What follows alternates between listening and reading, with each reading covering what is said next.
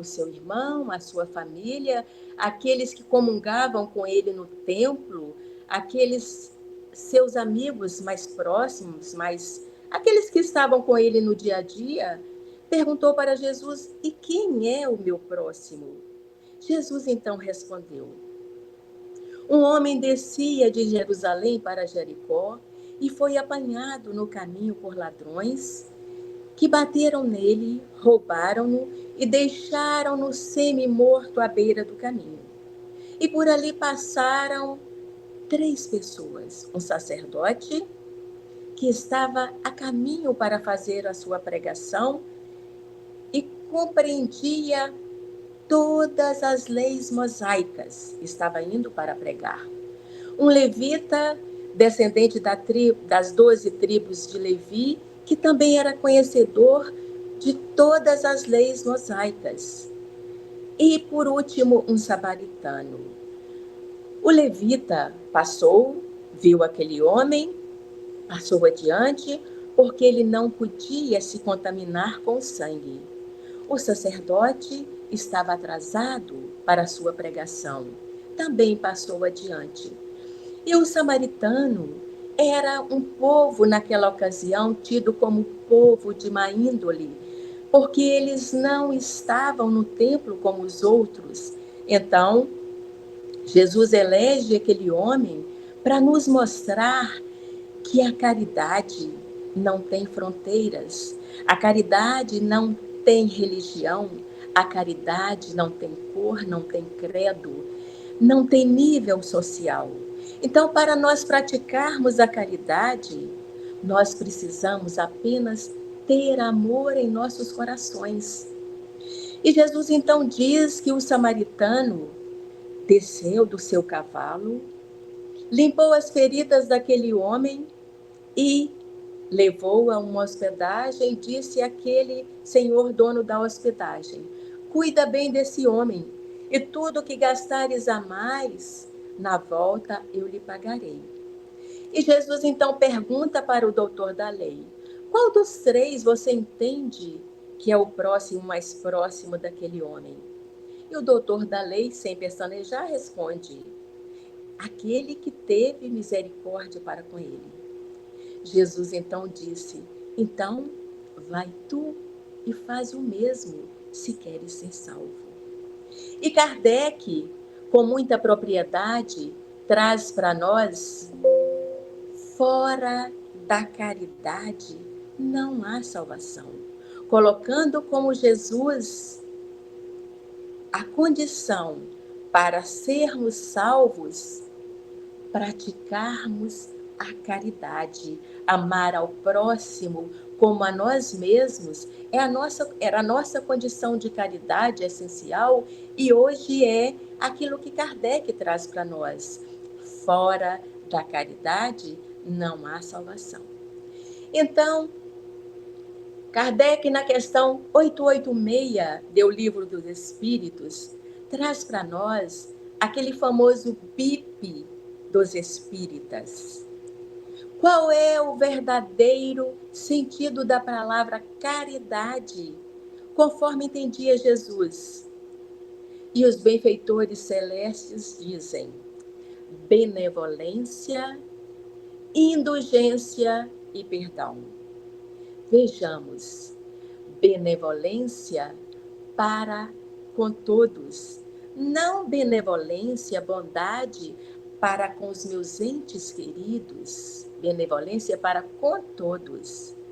Indulgência para com as minhas imperfeições, também, mas indulgência para com as imperfeições alheias, porque muitas vezes eu costumo ver o cisco no olho do outro e não vejo a trave que está no meu olho.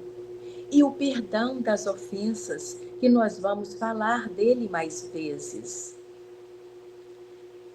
E aí, no capítulo 13 do Evangelho segundo o Espiritismo, item 4, Kardec traz para nós os infortúnios ocultos.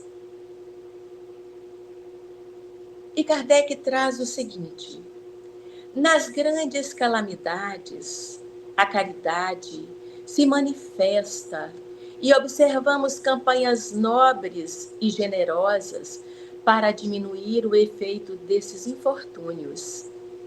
Sempre ao lado dessas tragédias coletivas, existem milhares de tragédias particulares que passam despercebidas. É o caso das pessoas que permanecem num leito de dor sem se queixar. São esses os infortúnios ocultos que a verdadeira generosidade sabe descobrir sem esperar que venham lhe pedir assistência. Nós espíritas, inclusive, em épocas de enchente, em épocas de calamidades, nos colocamos com grandes campanhas para levar conforto aos corações aflitos.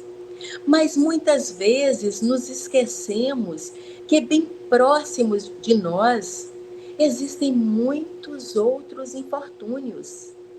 Nós aqui, por exemplo, na Fraternidade Espírita Jardim Camburi, trabalhamos com famílias carentes e nós temos ciências de dentro das comunidades que essas famílias residem, muitos infortúnios, muitas coisas acontecendo e que muitas vezes nós não vamos até elas por conta de dificuldades de sabermos que são locais de risco e nós muitas vezes não vamos. E aí, no próprio Evangelho, nesse texto ainda, Kardec traz para nós, na fala dele mesmo, uma fala muito linda, nos dizendo: quem é essa mulher de trajes humildes que enche a sua carruagem? Naquela época ele falava carruagem, com roupas, com agasalhos, com remédios, com comida, e sobe às comunidades carentes para levar para famílias em casebres miseráveis. E essa senhora leva consigo sua filha adolescente para ensiná-la a praticar a caridade. E ela faz mais. Ela diz à sua filha: filha, se você quiser praticar a caridade na sua maior essência, não pratique com aquilo que eu tenho. Construa você com as suas mãos agasalhos para levar para essas crianças. Faz com suas mãos. E quando essa senhora chega no primeiro casebre, miserável, as crianças a esperam e ela entra nesse casebre. Quando ela entra, eles a recebem com um abraço e com um sorriso. É como se o amor tivesse chegando àquela casa.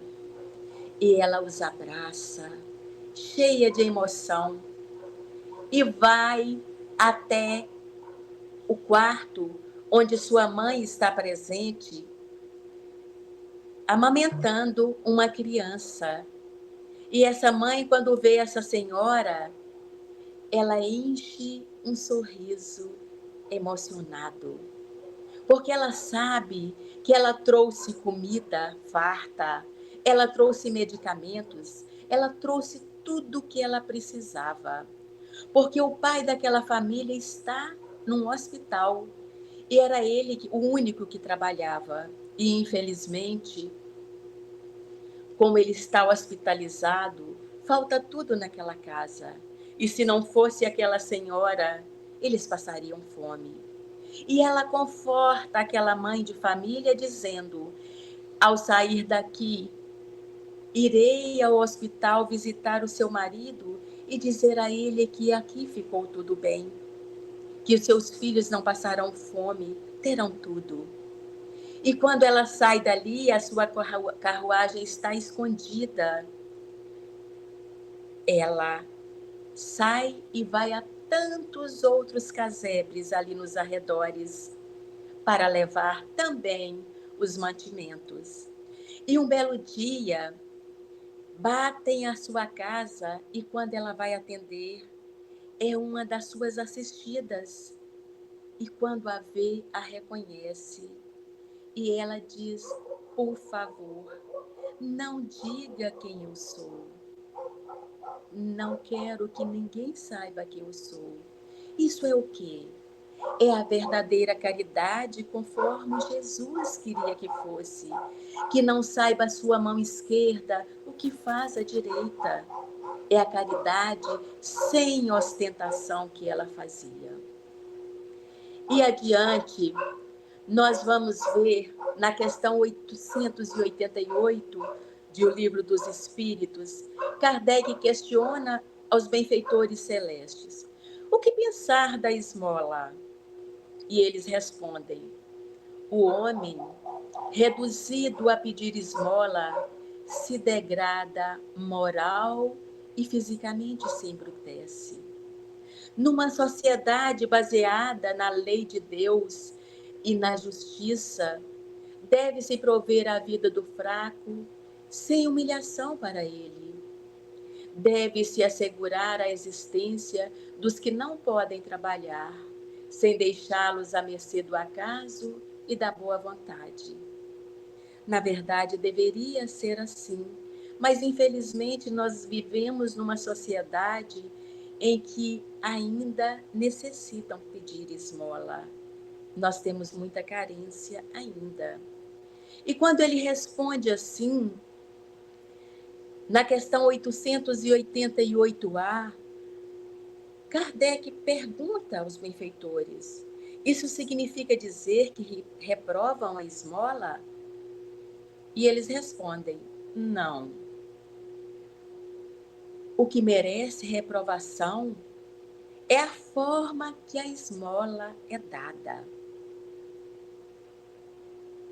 E a gente vê e se lembra da época da pandemia.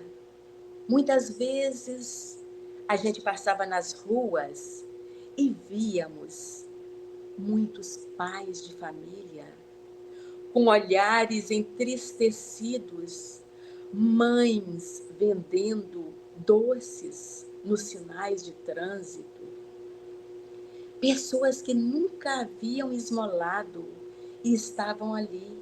E quando pediam, a gente sentia a dor e a tristeza nos seus olhares. Mas, infelizmente, haviam perdido o emprego. E muitas vezes tinham perdido também a moradia. Porque, perdendo o emprego, também haviam perdido a moradia. Desculpem, a gripe ainda insiste. E aí, muitas vezes, a esmola era para eles motivo até de humilhação. Então, Kardec adiante coloca para nós: deem delicadamente, acrescentando ao benefício o bem mais precioso de todos, uma palavra de incentivo, uma carícia, um sorriso amigo. Evitem esse ar de proteção que machuca o coração já aflito. Saibam que ao fazer o bem, estão trabalhando para vocês mesmos e para os seus. Imaginemos nós na condição dessas criaturas, numa situação de miserabilidade que fôssemos chamados a pedir, necessitados da caridade alheia para sobrevivermos. E a gente está, até agora, levando a caridade no sentido da doação para suprir as necessidades maiores. Mas nós vamos ver ao longo do nosso estudo que a caridade, ela não se limita à caridade material. Muitas vezes nós doamos muito mais, sem doar um grão sequer. E Fênelon, numa passagem do Evangelho segundo o Espiritismo, no capítulo 16, ele nos diz o seguinte: o homem é administrador dos bens que pertencem a Deus e terá que prestar contas rigorosas do emprego que deles fizer, usando o seu livre-arbítrio. A caridade é apenas uma das maneiras de se empregar a riqueza. A caridade alivia a miséria, mata a fome, protege do frio e dá asilo aos abandonados. A riqueza também possui o grande dever de prevenir a miséria. Eis a missão das grandes fortunas: gerar e executar trabalhos de toda espécie. Mesmo que a atividade da riqueza resulte um ganho para aqueles que a possuam, ainda assim, o bem não deixa de ser feito. Então, o que Fênelon está falando para nós? Nós sabemos que existe no Brasil proprietários de fortunas imensas e eles, muitos deles, conseguem fazer a caridade com as suas riquezas. Mas todos nós somos, na verdade, nem o nosso corpo físico nos pertence.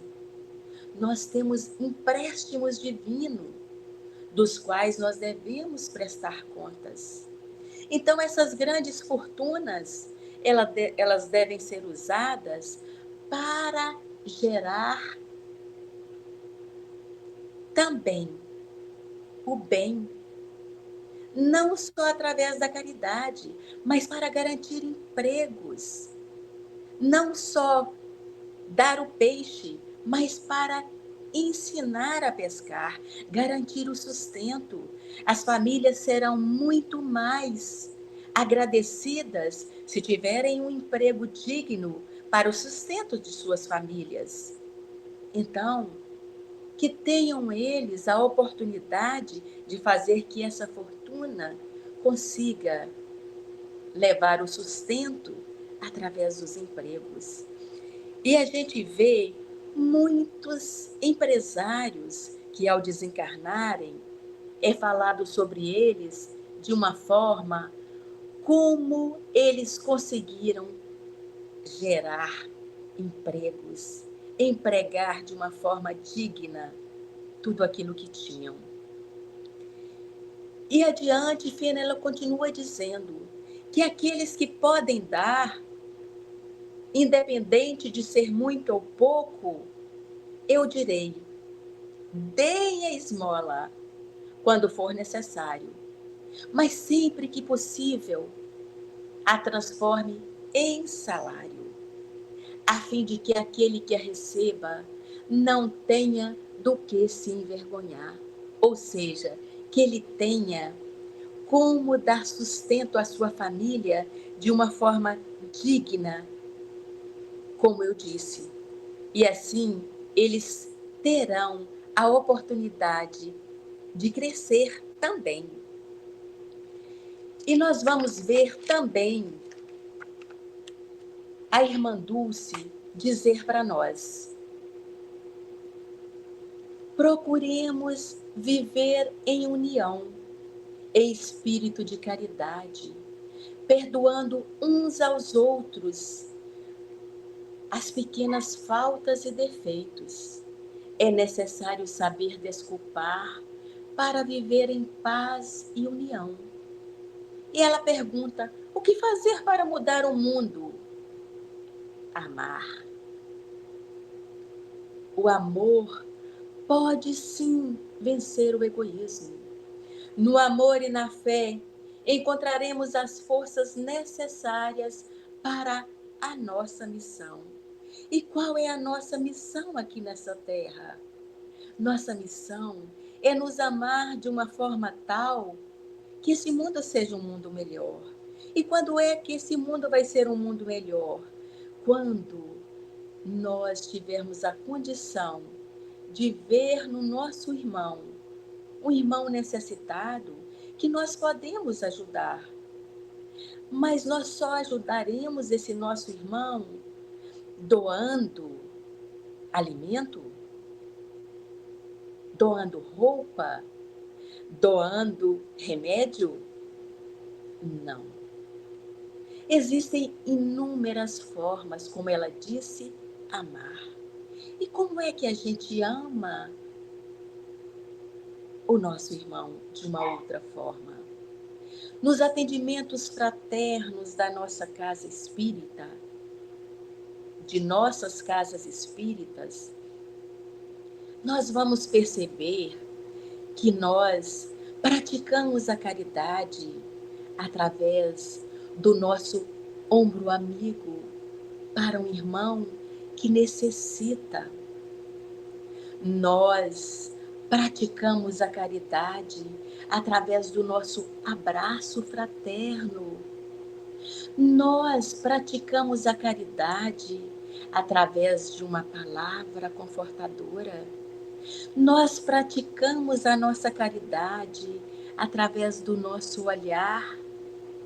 Nós praticamos a caridade através do nosso silêncio. Existem 1000 maneiras de praticarmos a nossa caridade. Então, todos nós temos como praticar a caridade. E adiante, nós vamos ver Chico nos dizendo, num texto do livro Tocando o Barco, nos dizer o seguinte: a caridade socorre, a caridade auxilia a percorrer o caminho. Não basta confiar, é indispensável servir. A caridade é o anjo que desce do céu para a terra, ensinando os homens a transformar o mundo em paraíso. Então vejamos, a caridade socorre.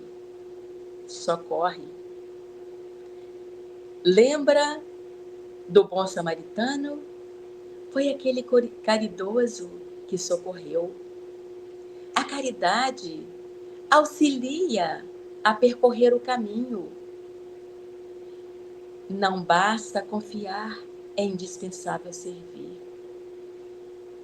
A caridade é o anjo que desce do céu para a terra, ensinando os homens a transformar o mundo em paraíso. E de que forma que nós podemos transformar o nosso mundo em paraíso? É difícil? Muito difícil. Mas não é impossível. Se cada um de nós der a nossa parcela de contribuição, nós transformaremos o mundo em paraíso. E num texto belíssimo, Kardec traz para nós, no Evangelho segundo o Espiritismo, também no capítulo 13, a mensagem de Cáritas, no item 13, que vale a pena. Eu vou ler um pouquinho, mas vale a pena ler essa mensagem. E Cáritas diz o seguinte para nós: meu nome é Caridade.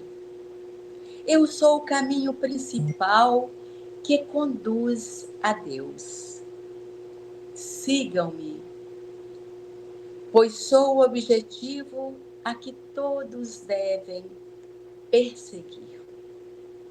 Fiz esta manhã minha caminhada habitual e digo-lhes com o coração aflito: meus amigos, quanta miséria, quantas lágrimas e quanto trabalho realizar para secá-las. Procurei em vão consolar as pobres mães, dizendo-lhes ao ouvido: coragem. Existem corações bondosos a protegê-las. Não ficarão abandonadas. Paciência. Cáritas lhes falava aos ouvidos. Elas lhes ouviam a mensagem, mas o estômago estava faminto. E com o estômago vazio, elas não conseguiam captar muito. E Cáritas nos diz que ao longe, uma irmã muito jovem ouvia a sua mensagem quando ela dizia: Deus está aqui e vocês são suas amadas, suas eleitas. E essa irmã jovem, ouvindo essa mensagem de Cáritas, sem uma gota de leite no seu seio para dar ao seu filho recém-nascido, ergue o seu filho ao alto, como se dissesse: Deus, salva meu filho.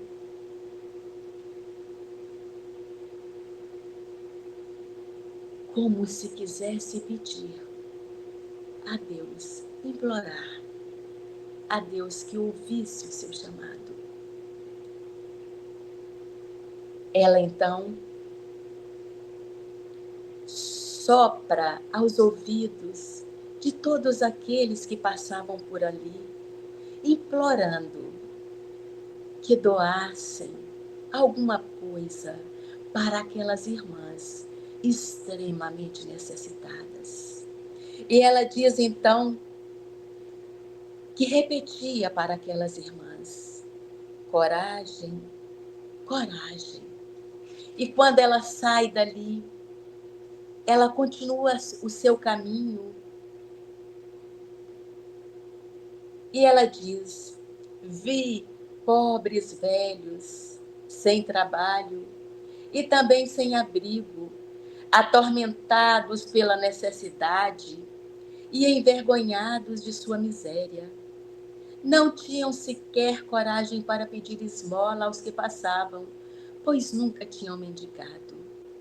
E ela continua soprando aos ouvidos daqueles transeuntes: doem, deem esmolas, ajudem.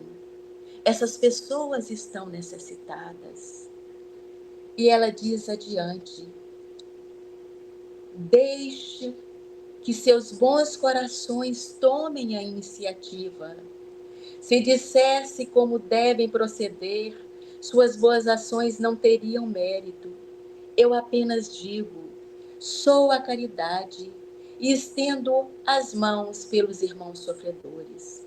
E ela diz adiante: mas se eu peço, se eu intercedo em favor dessas pessoas, eu também dou a vocês e dou muito. E aí, meus irmãos, eu digo: se nós temos tanto, é porque nós recebemos. E se nós recebemos, cabe a nós doar.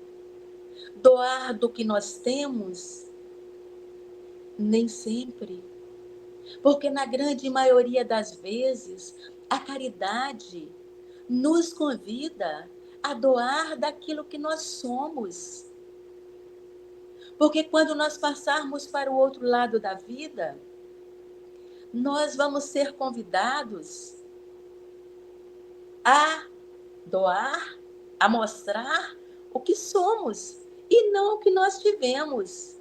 E aí tem uma historinha muito interessante que diz o seguinte: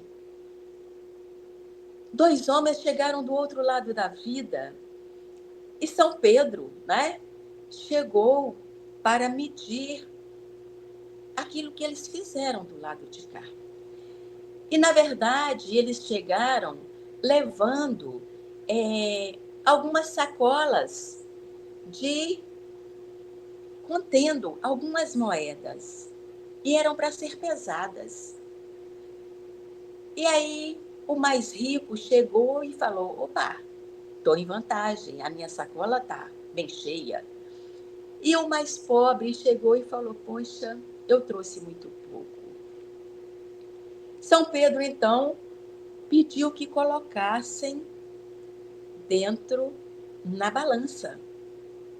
E qual foi o espanto quando aquele que trouxe muitas moedas, a sacola pesou muito menos.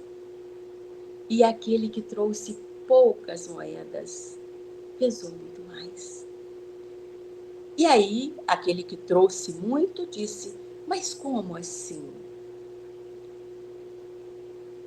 Ao justificarem, aquele que trouxe muito disse, eu, antes de serem pesados, na verdade, aquele que trouxe muito disse, eu tive algum dinheiro, doei muito e me sobrou esse eu trouxe. O outro disse, eu não tive muitos bens, não tive muito que doar e trouxe isso. E na balança, o que trouxe menos pesou muito mais. E São Pedro então disse, na balança daqui, conta de uma outra forma. Você doou aquilo que te sobrou e você fez pouco. Esse que tinha muito menos conseguiu fazer muito mais porque ele doou de si. Então, o que conta na balança do plano espiritual não é o que nós temos, mas aquilo que nós somos. Porque aquilo que nós temos, nós deixamos. Aquilo que nós fazemos, nós levamos. Então, a caridade é o que conta para nós do outro lado da vida. Não aquilo que nós conseguimos comprar e dar. Porque senão aqueles que não têm o que comprar ficariam em desvantagem. E qual mérito, então, aquele que tem mais seria? Não é verdade? E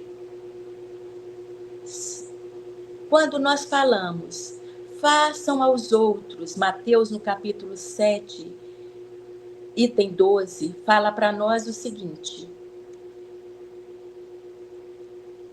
façam aos outros somente o que querem que eles vos façam, pois isso é o que querem dizer a lei de Moisés e os ensinamentos dos profetas. É a lei da caridade, é a gente fazer exatamente aquilo que a gente gostaria que fizessem conosco.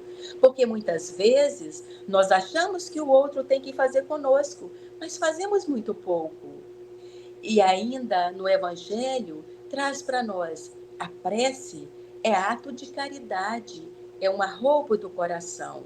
Então, nós não precisamos nem sair de casa para fazermos a caridade, porque nós podemos e devemos fazer a prece. Vou adiantar porque o relógio está muito rápido, né? E aí, um espírito protetor nos diz que hoje na nossa sociedade nós não temos necessidade de nos martirizarmos nem de sacrificarmos a nossa vida, mas única e exclusivamente nós temos que sacrificar o nosso egoísmo, o nosso orgulho e a nossa vaidade. E nós só vamos triunfar se a caridade nos inspirar e nos sustentar a fé. E adiante, em Gálatas, capítulo 4, 6, versículo 9, tem uma passagem muito linda que diz o seguinte: e não nos cansemos de fazer o bem, pois no tempo próprio colheremos, se não desanimarmos.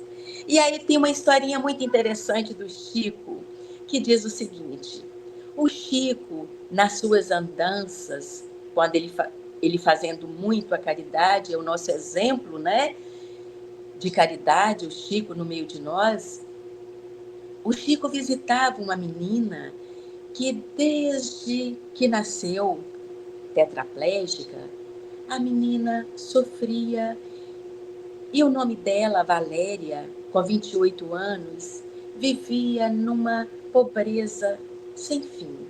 E o Chico ajudava a sua mãe e ia sempre fazer o evangelho no lar com a mãe da Valéria, dar o passe na Valéria, levar alimentos para a mãe da Valéria. Chico era incansável. Pelo menos uma vez por mês, Chico estava lá.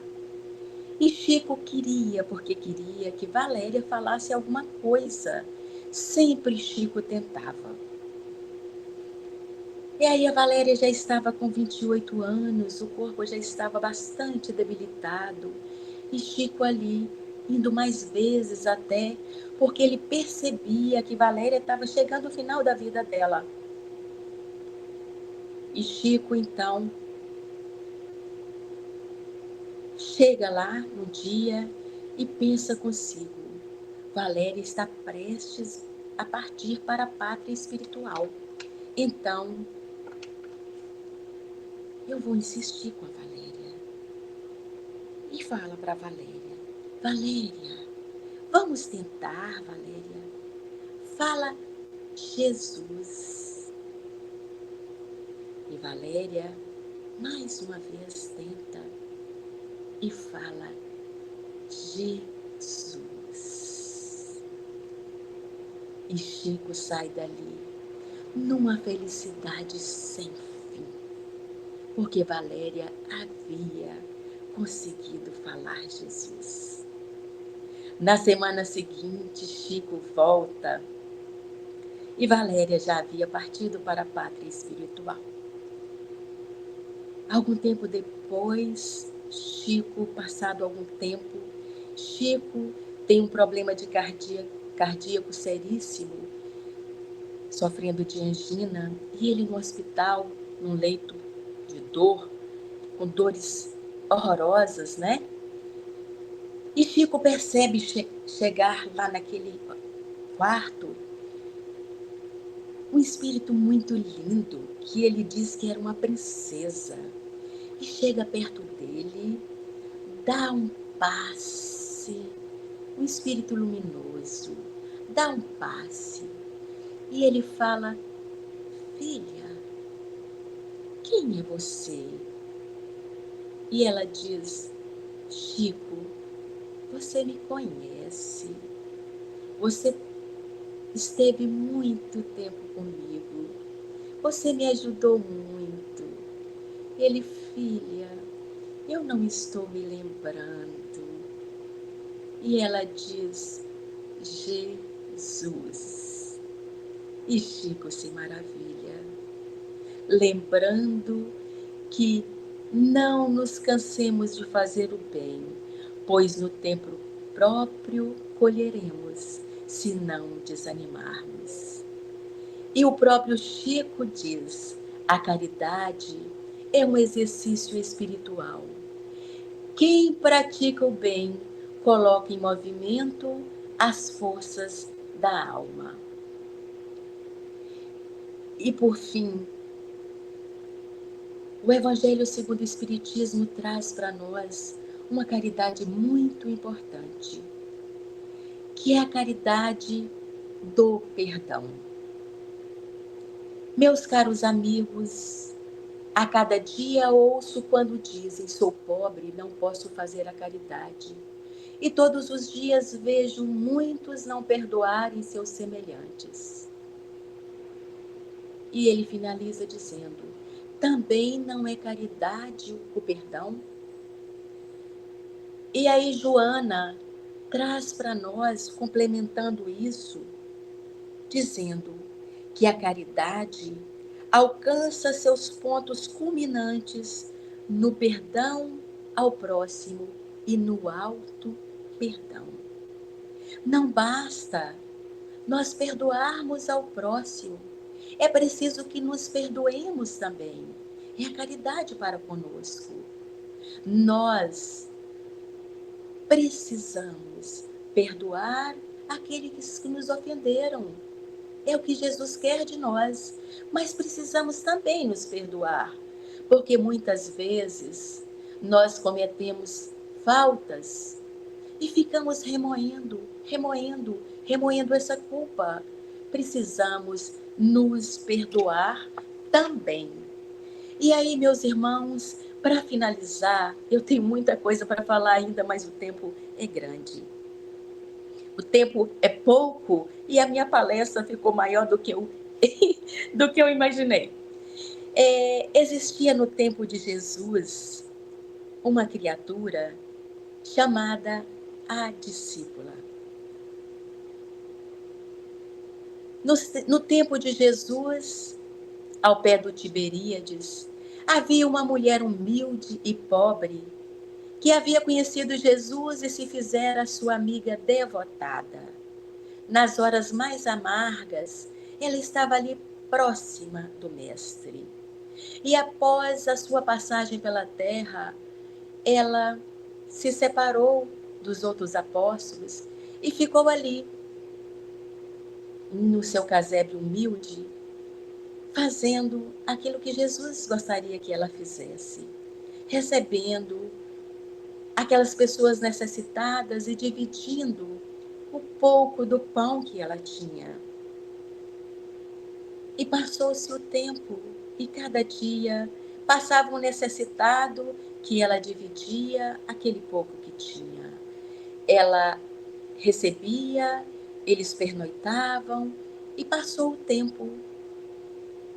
Essa criatura foi envelhecendo, e uma bela tarde, ela já cansada, já envelhecida, chegou um peregrino muito esfarrapado, muito cansado, cheio de feridas, e pediu-lhe acolhida. E ela o acolheu. E ele estava faminto. Ela dividiu um pouco do pão que tinha, e ele pede a ela. Primeiro ele pergunta: você vive sozinha? E ela diz: não, meu irmão, eu vivo com Jesus. E ele pede a ela: minha irmã, os meus pés estão cheios de feridas da caminhada, pode lavá-los? E ela diz: sim, meu irmão. Mas ela se lembra que, como na sua pobreza, ela não tinha um trapo sequer, uma toalha para lavar, para secar os seus pés. Mas ela se lembra que Maria de Magdala havia enxugado os pés de Jesus. Maria Madalena havia enxugado os pés de Jesus com os seus cabelos. E ela então lava. E após lavar, ela vai secar os pés de Jesus com os seus cabelos. E quando ela começa a secar, ela vê que aquelas feridas desaparecendo. Aí, de repente, ela vê as marcas da crucificação. E quando ela ergue os olhos, ela diz: Mestre, és tu? E Jesus diz: sou eu.